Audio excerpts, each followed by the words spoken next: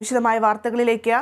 പെൺകുട്ടിയെ ഉപയോഗിച്ച് വ്യാജ വാർത്ത നിർമ്മിച്ച സംഭവം ഒരിക്കലും പാടില്ലാത്ത ദൗത്യമായിരുന്നുവെന്ന് CPM സംസ്ഥാന സെക്രട്ടറി MV ഗോവിന്ദൻ. SFIയുടെ പ്രതിഷേധം പറയുമ്പോൾ എന്തിനാണ് പ്രതിഷേധമെന്ന് പറയണമെന്നും അദ്ദേഹം പറഞ്ഞു. വിശദാംശങ്ങളുമായി അനീഷ് ആന്റണി ചേരുന്നു. അനീഷ്, കഴിഞ്ഞ 2 ദിവസങ്ങളിലായി അദ്ദേഹം ഈ കാര്യം പറയുന്നുണ്ട്. അതായത് പെൺകുട്ടിയെ ഉപയോഗിച്ചുകൊണ്ട് വ്യാജ വാർത്ത നിർമ്മിച്ച സംഭവം അത് ഏഷ്യാനെറ്റ് ചാനലിനെ ഉദ്ധരിച്ചുകൊണ്ടാണ്. ഇന്ന് വീണ്ടും അദ്ദേഹം വാർത്താ സമ്മേളനത്തിൽ ഈ ഒരു കാര്യം എടുത്തു പറഞ്ഞിരിക്കുകയാണ്. എന്തൊക്കെയാണ് വിശദാംശങ്ങൾ? ഭദ്ര, ഏഷ്യാനെറ്റിനെയും അതുപോലെ തന്നെ മാധ്യമ പ്രവർത്തകരെ ഒന്നടങ്കം വിമർശിച്ചായിരുന്നു ഇന്ന് MV ഗോവിന്ദൻ മാസ്റ്റർ വാർത്താ സമ്മേളനം നടത്തിയത്. ഈ ഏഷ്യാനെറ്റിന്റെ ചെയ്ത ഒരു കാര്യം ഒരിക്കലും പാടില്ലാത്ത ഒരു ദൗത്യമാണ്. ചാനൽ ജീവനക്കാരുടെ കുട്ടിയെ നിർത്തിവരെ വാർത്ത ചമയ്ക്കുന്ന ഒരു അവസ്ഥയുണ്ടായി. ഇക്കാര്യം പലർക്കും, അതായത് പല മാധ്യമങ്ങൾക്കും ഇക്കാര്യം പറയാൻ മടിയാണെന്നാണ് അദ്ദേഹം വിമർശിച്ചത്. ഈ വിഷയം ഗൗരവകരമായി ചർച്ച ചെയ്യപ്പെട്ടില്ല.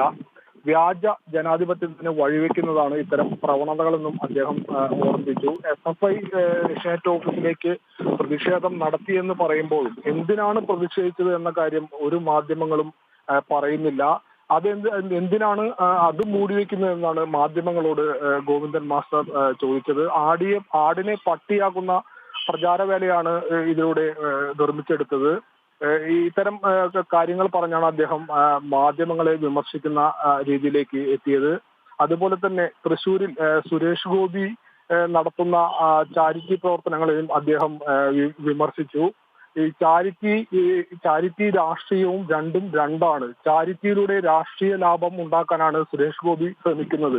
മാസത്തിൽ 3 ദിവസമെങ്കിലും സുരേഷ് ഗോപി തൃശ്ശൂരിൽ ചാരിറ്റി പ്രവർത്തനം നടത്തുന്ന ഒരു അവസ്ഥയുണ്ട്. ഇത് 3 അല്ല 365 ദിവസം ഇത്തരം ചാരിറ്റി പ്രവർത്തനം നടത്തിയാലും തൃശ്ശൂരിൽ BJP ഈ വരുന്ന ലോക്സഭാ തെരഞ്ഞെടുപ്പിൽ വിജയിക്കില്ല എന്ന് അദ്ദേഹം ഉറപ്പിച്ചു പറഞ്ഞു. തൃശ്ശൂരിൽ മാത്രമല്ല കേരളത്തിലും ഇതുപോലെ തന്നെ BJPയോ കോൺഗ്രസോ വിജയിക്കില്ല. കഴിഞ്ഞ തവണ വിജയിച്ചത് രാഹുൽ ഗാന്ധിയുടെ ഇഫക്റ്റാണ്. രാഹുൽ ഗാന്ധി പ്രധാനമന്ത്രിയാകും എന്ന് കണ്ടാണ് കേരളം കോൺഗ്രസിന് വോട്ട് ചെയ്തത്.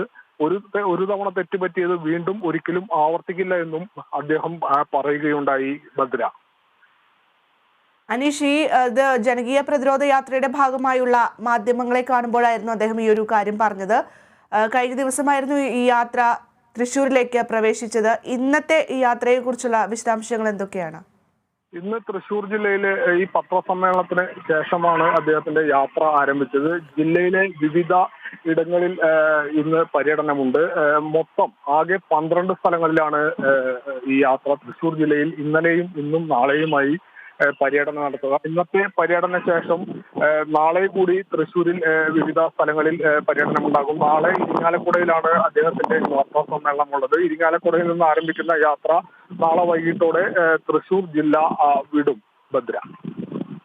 ശരി, അനീഷാണ് വിശദാംശങ്ങൾ നൽകിയത്. പെൺകുട്ടിയെ ഉപയോഗിച്ച് വ്യാജ വാർത്ത നിർമ്മിച്ച സംഭവം ഒരിക്കലും പാടില്ലാത്ത ദൗത്യമായിരുന്നുവെന്ന് CPM സംസ്ഥാന സെക്രട്ടറി MV ഗോവിന്ദൻ. SFIയുടെ പ്രതിഷേധം പറയുമ്പോൾ എന്തിനാണ് പ്രതിഷേധമെന്ന് പറയുന്നത് ശരിയല്ല എന്നും അദ്ദേഹം പറഞ്ഞു. വിശദാംശങ്ങൾ നൽകിയത് തൃശ്ശൂരിൽ നിന്നും അനീഷ് ആന്റണിയാണ്.